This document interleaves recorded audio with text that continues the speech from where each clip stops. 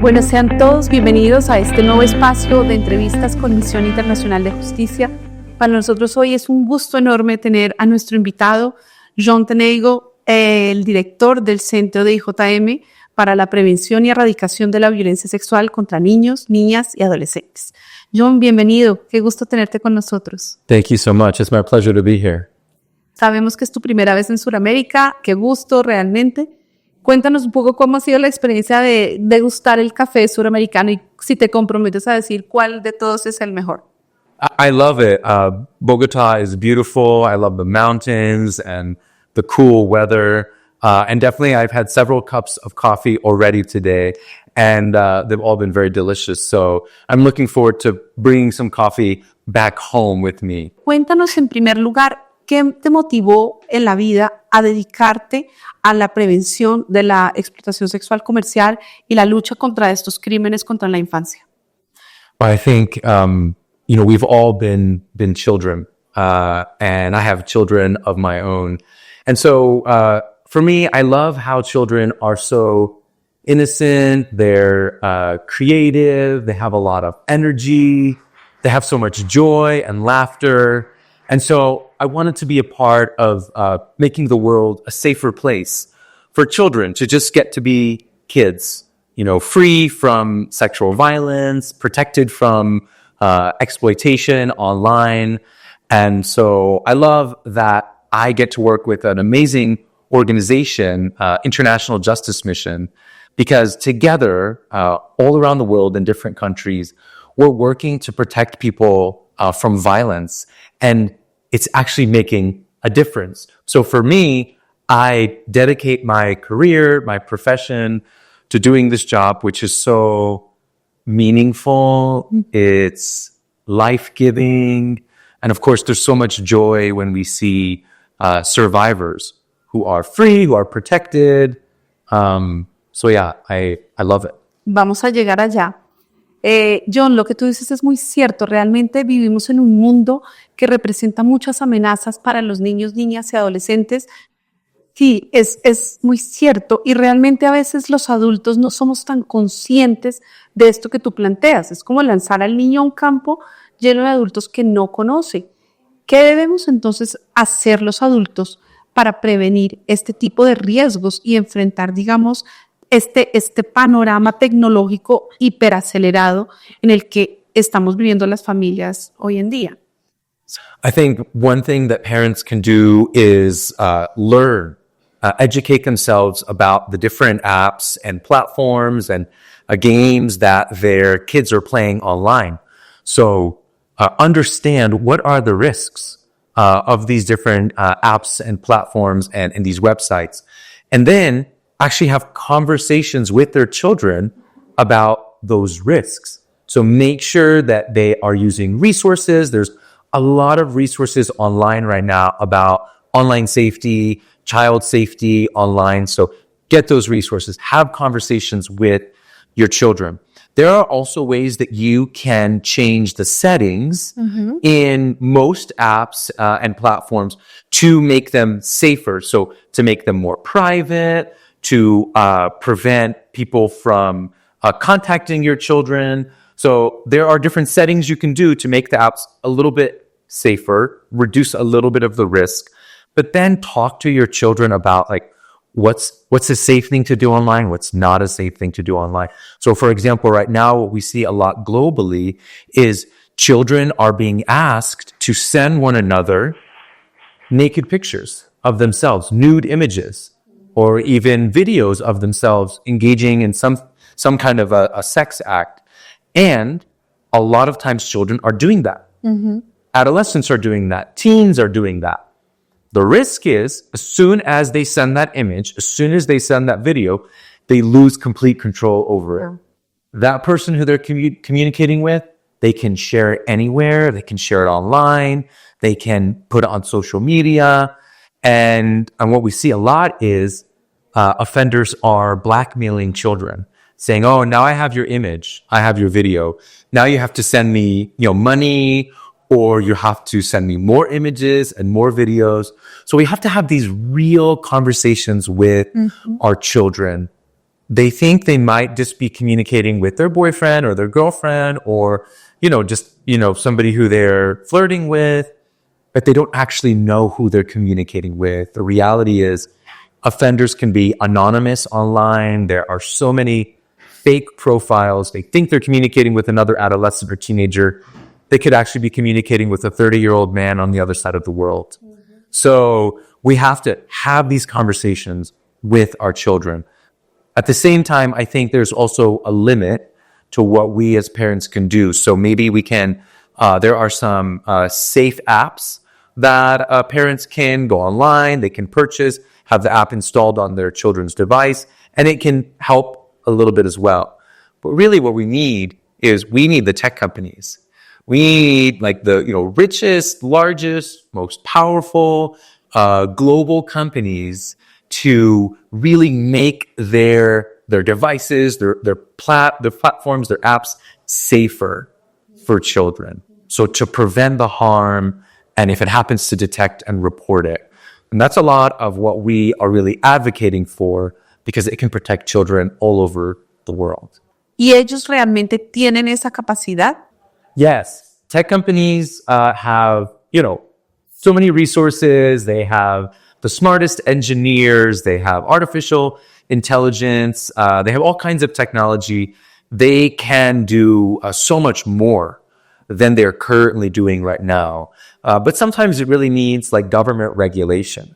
It needs governments to create standards, just like we do for, other industries like the auto industry. We have standards for safety, for all of our products. We expect that as consumers. So that's really what we're seeing more of now. And it's actually very positive. We're seeing a lot of momentum where governments are passing online safety laws to raise the standards of safety on the internet. So John, what are we facing? Yeah, so right now, we all know this. The internet, social media, they've connected the whole world. And many times that's for good. We can connect with family members in other countries. We can work with our coworkers all around the world. We can work from home. And we're connecting with other cultures. There's entertainment. There's so many good things that have to do with the internet and these platforms. But at the same time, they have also allowed criminals and sex offenders to connect all over the world. And so these offenders are creating these online communities where they are teaching each other how to sexually abuse and exploit children online. And then they are actually, from the comfort of their home, anywhere in the world, essentially like through the internet, reaching into the homes of children in Latin America and all over the world and sexually exploiting them online. They're tricking them into sending naked images of themselves, and they're blackmailing them. They may ask them to go live in a video call. And so there is this just massive risk that we have right now, because the same companies, the same platforms, the same apps that have connected us for good are also connecting people who are doing bad things and harming children and exploiting them. So we can't just say, oh, it's the internet, oh, it's social media, it's fun, it's good. Not for everyone. What we need is for all of the tech companies around the world to make their platforms, their apps, their websites safer by design. And that means making it harder for criminals to exploit children, making it harder for sex offenders to share images or videos of child sexual abuse. So we really need a safer internet, a safer digital ecosystem, because it's actually really hard for children to protect themselves online. Right. Hablemos un poco ahora de esa colaboración que tú mencionas. Tú mencionas, estamos en un buen momento, estamos en un momento en el que la conciencia social existe y está. Estamos en un momento en el que los gobiernos están prestando atención al tema. Las compañías se están viendo presionadas por la sociedad para generar soluciones efectivas de protección a los niños, niñas y adolescentes. Entonces, cuéntanos un poco más desde la perspectiva tuya y desde el centro de OSEC, ¿cómo ves tú esta colaboración? ¿Cómo se está dando? Yeah, I mean, it's very important for governments, communities, and the private sector, the tech companies, to come together and have conversations about the dangers, the violence that's happening online, and then say together, okay, how are we going to collectively work to find solutions to protect children and make the internet safer? Ultimately, governments have the responsibility. They owe it to the public, to their citizens, to pass laws that are in the benefit of everyone in the country, and especially to protect the most vulnerable populations, such as children, adolescents, youth. So governments really have to bring people together and talk to the community and say, what are you seeing? How are children being exploited? Talk to the civil society organizations and hear from them what's happening in the community, what's happening on these platforms. And then bring the tech companies and say, okay, how can we make this a safer app? How can we make this platform safer for children, harder for criminals to exploit and abuse them and to share, sexual abuse materials of children? But most importantly, we need to elevate the voices of survivors, of girls and boys, people who have been exploited and abused, but now are safe, are protected. Governments need to listen to survivors, to hear their stories and their recommendations. Big tech companies need to listen to survivors and say, how can we make our platform safer so that less children are abused and exploited in the first place? So we need these multi-stakeholder dialogues. We need to work together. If we do that, we can absolutely find solutions and ways to protect children online. Cuéntanos, por favor, una experiencia de éxito que hayan tenido con el Centro IJM para la Erradicación y Prevención de Violencia Sexual contra Niños, Niñas y Adolescentes recientemente, que nos quieras compartir y que de repente dé luces para todas las organizaciones que están trabajando en estos temas en la región. Yes, definitely. So, International Justice Mission's Center to End Online Sexual Exploitation of Children has been partnering with survivor leaders from the Philippines. And what we have been doing is working with the survivor leaders so that they can share their experiences, their recommendations with governments around the world. And so we supported a group of survivor leaders in the Philippines to write a letter and to engage in advocacy with the UK government. And this was asking the UK government to pass an online safety law. And I'm really proud and encouraged to say that the UK government did pass their Online Safety Act. And now the government is working to enforce that law, to implement it. And we really believe that it's going to be very significant in protecting children from sexual exploitation online. And so for me, I'm just so encouraged because we know that the voices of survivors are powerful. And also when survivors get to be part of these conversations, it can be life-giving for them. They're actually encouraged by it. And so that is one of the stories of collaboration that I have seen. And I would love to see that happen right here in Latin America, in Colombia. Survivors being listened to by government, having those dialogues, and being empowered. That's what I love to see. Qué bueno, qué bueno. Y fíjate que en Latinoamérica se están en este momento discutiendo en diferentes países leyes que protegen justamente a la infancia y también a las mujeres de temas como la explotación sexual comercial y en general abuso sexual. Entonces, esto que nos comentas es realmente muy importante. John, ¿cómo te imaginas tú la evolución de esta lucha en los próximos 5 años?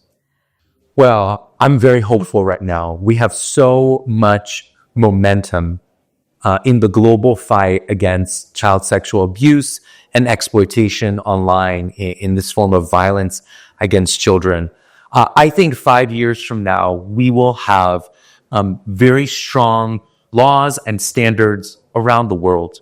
We will see corporations making their apps and their platforms safe by design.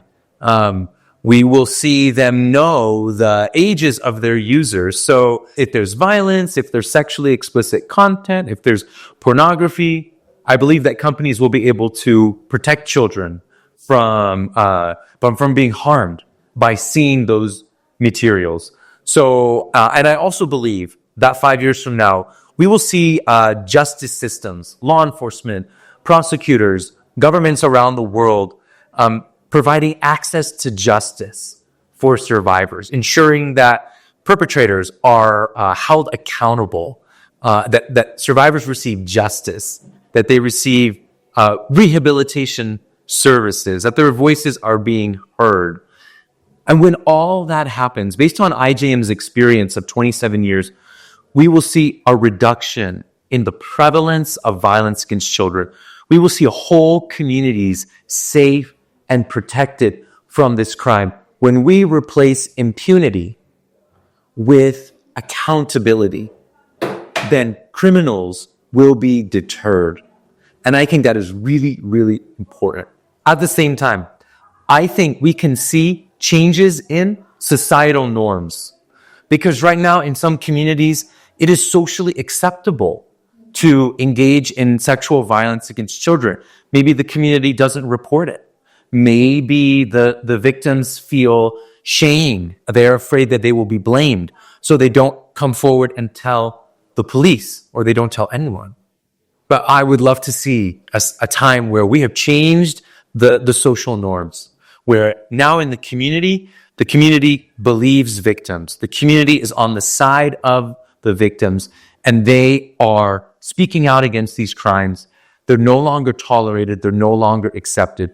When we can see that social norms change, that is going to be so powerful in addition to the justice system response. Has tocado un tema supremamente importante que en este momento está causando mucho interés en la región, y es la necesidad de tener una justicia adaptada a la infancia, que es parte de la misión de IJM.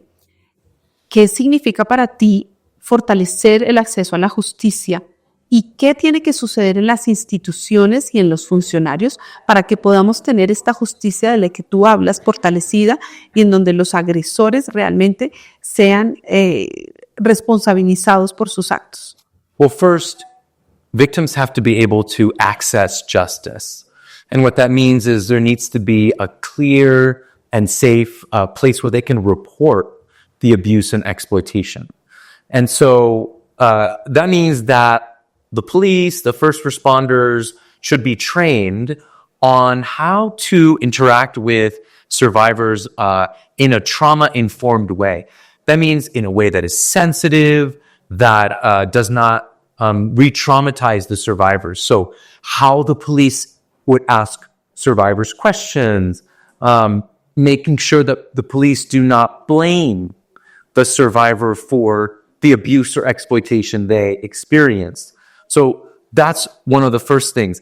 Then the public justice system has to have the resources. So the staff, the spaces where those police officers, those frontline staff have all the time. The resources that they can receive those reports and they can conduct a proper investigation. They can gather the evidence. Maybe if there's digital evidence, they have the technological tools to be able to gather that, forensics.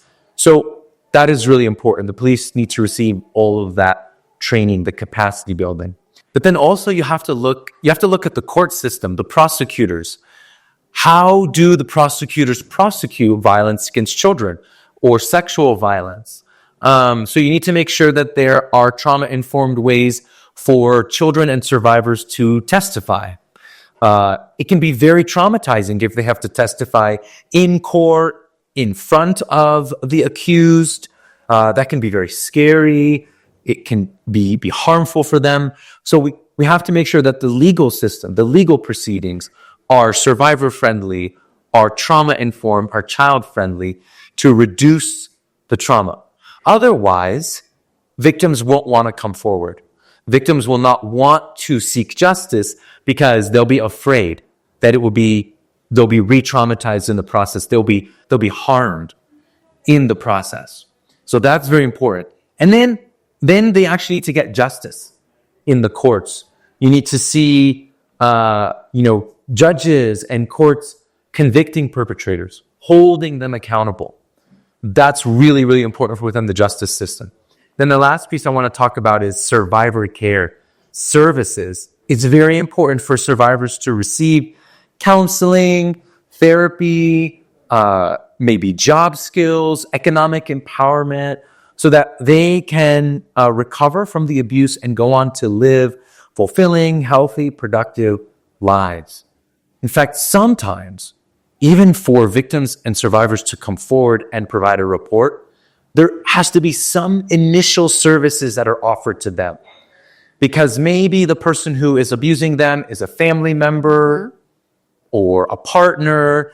And so they have to know that, is there a place they can go?